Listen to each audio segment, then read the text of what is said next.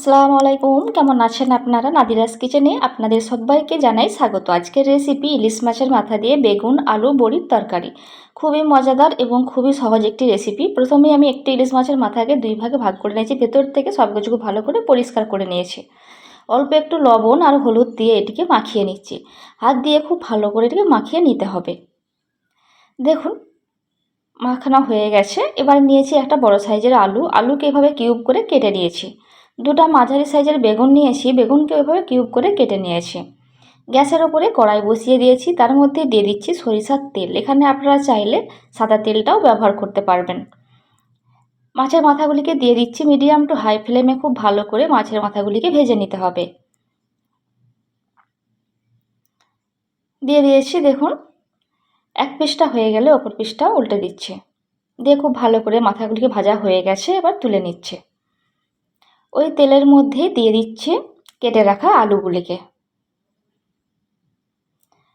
দিয়ে দিচ্ছি অল্প একটু লবণ, হাফ চা চামচ মতো, আর 1 চিমটা হলুদ দিয়ে দিচ্ছি।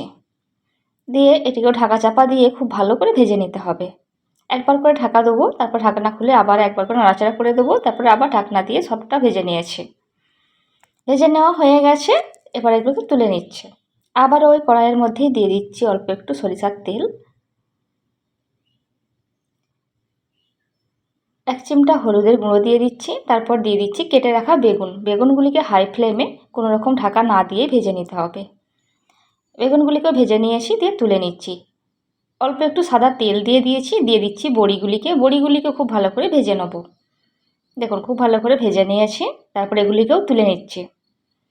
কড়াইয়ের মধ্যে দিয়ে দিচ্ছি সরিষার তেল 3 টেবিল চামচ। একটা শুকনো লঙ্কাকে দিয়ে দিলাম। কয়েক সেকেন্ড নাড়াচাড়া করে দিয়ে দিচ্ছি একটা তেজপাতা। 2টো এলাচের মুখ ফাটিয়ে দিয়ে দিচ্ছি। আপনারা চাইলে এখানে একটা দারচিনি স্টিকও দিতে পারেন। 5 ফোড়ন দিয়ে দিচ্ছি অল্প একটু।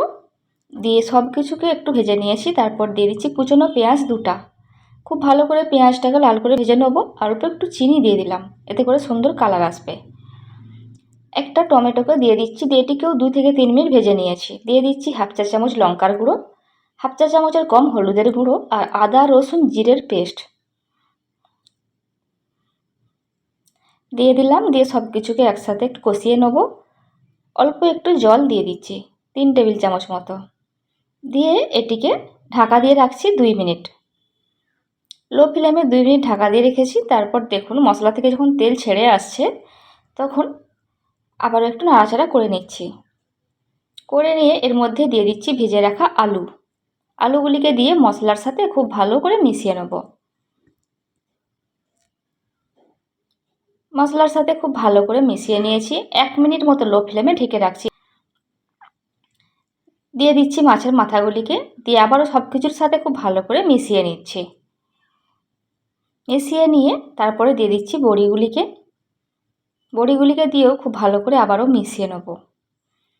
মিশিয়ে নিয়ে এটিকেও 1 থেকে 1.5 মিনিট ঢাকা দিয়ে রাখছি লো ফ্লেমে।